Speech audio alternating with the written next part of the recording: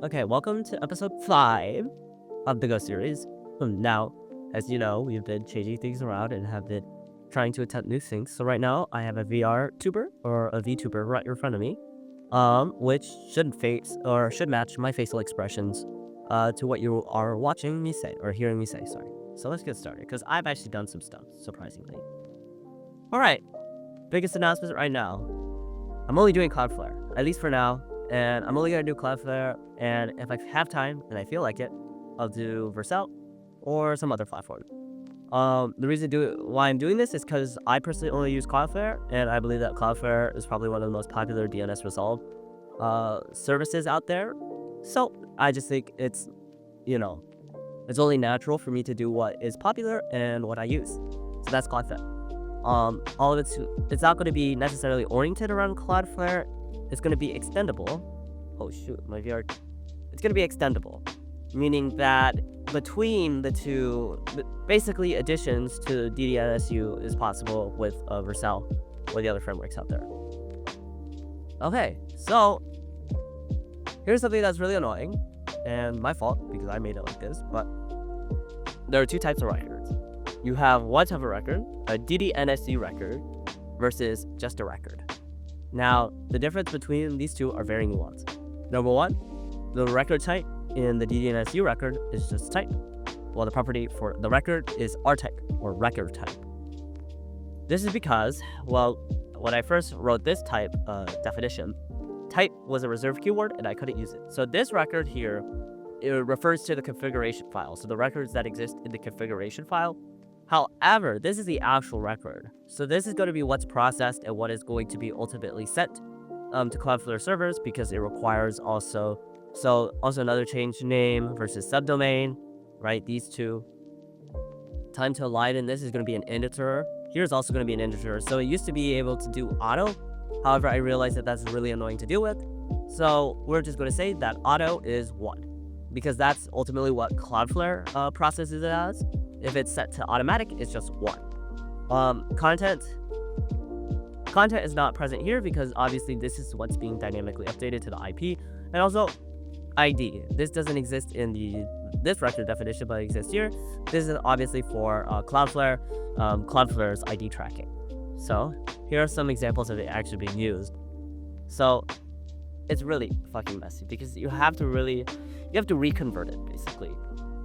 As well as the comment that's in the configuration file does not match the comment that's ultimately going to be seen on Cloudflare, because we have to have a prefix, which is here, global.record manage prefix, which is just open bracket p close bracket hyphen.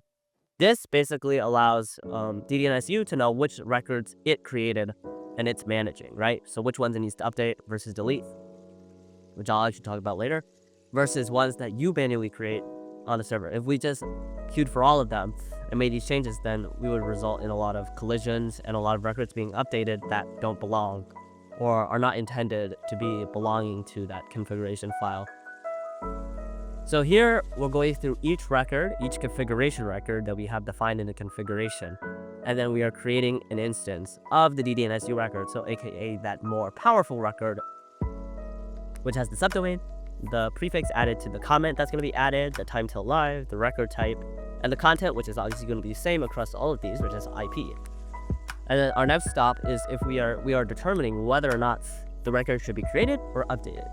And I'll talk more about what is happening here. So right here, nothing's necessarily happening to Cloudflare. No requests are being sent to Cloudflare at all.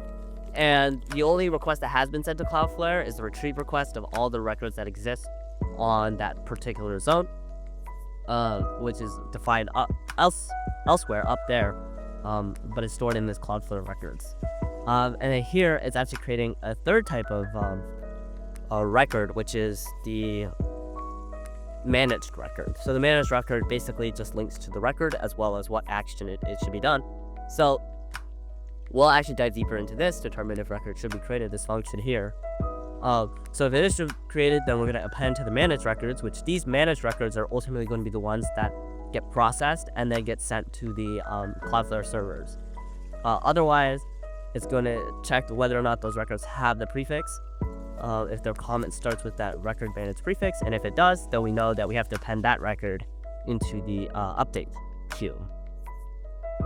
So yeah, this is what I talked about. The other record type, the managed record, which just stores the DDNSU record as a reference to the record, as well as the action, which is the string.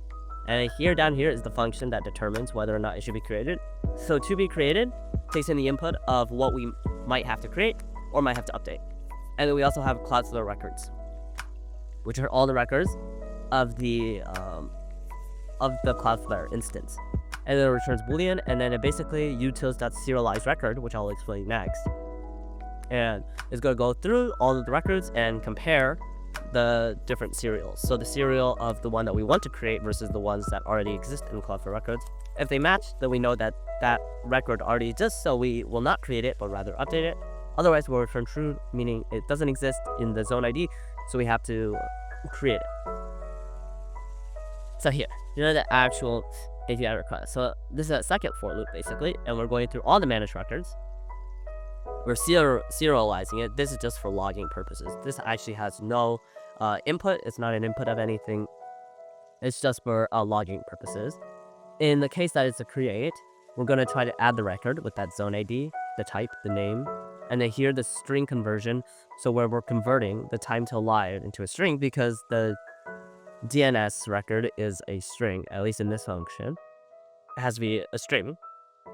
And then the IP, and then we take the token, which is the authentication that we can do this. And we check whether there's an error. If there's no error, if there's no error, then that means we created it on Cloudflare. But if there is an error, then we're going to print it, and we skip over it. We just basically don't do it. Update is basically the same. We call to this Cloudflare.update DNS record, which takes in the existing ID, which we grabbed from when we were checking all of these different records. Takes that zone ID, its IP, and the global token. So this IP right here is the new IP after we update it. And then same thing, error checking. So what is serialization? See, I would come to this. It's really simple. I feel like serializing is a very misleading term that I used to describe it. But that was because I was going to, in a sense, overcomplicate it by having the state of the Cloudflare instance, or not instance, sorry, the Cloudflare zone, as a binary file, a serialized file that can be read and write to and then compared from, because necessarily we don't want to create too many network calls, otherwise we're going to get rate limited. However, then I realized, well, serializing a file would still require that we check against the remote records, so it's pretty much useless. However, I kept with this naming convention serialized string, or serializing the record, which allows for comparisons between two different records and whether or not they match, basically.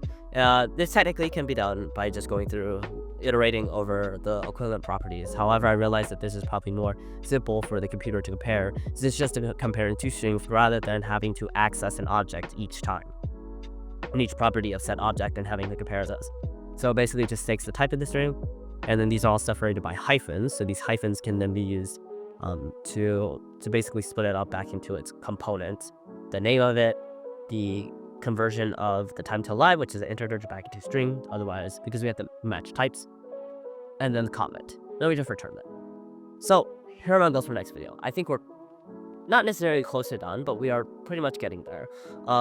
It just requires that I have just a bit more rigorous testing, making sure that everything is working. And that we also have auto record deletion, which is something that I really want to work on.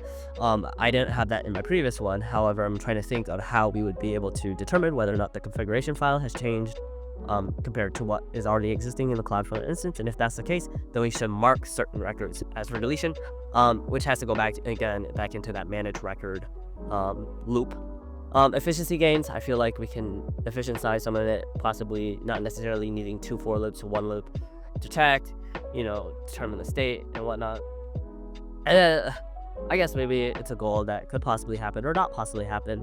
But basically fixing this ridiculous and absurd 3 record naming scheme, right? We have record, DNSU record, managed record, right? There's all these different types of records, and it's just so annoying, or at the very least have a more clear naming convention between them, because it's really annoying for me to switch back and forth between them, trying to check which functions take which kind, because at the same time, then there's also the Cloudflare specific responses, right? The Cloudflare responses are also their own type of record type because they have added properties besides the one that are essential to me. So yeah, as a result, it's basically a bit complex in terms of all these different types. So my goal is to hopefully be able to simplify it for next video, as well as I again want to work on the command line interface. I didn't write it down here, but also being able to make this as a service. Not a service as in you have to pay to use it, but a service as in like system B service. So it could basically run in the background, not interrupting the main thread. So yeah, that's it for the video. So take care.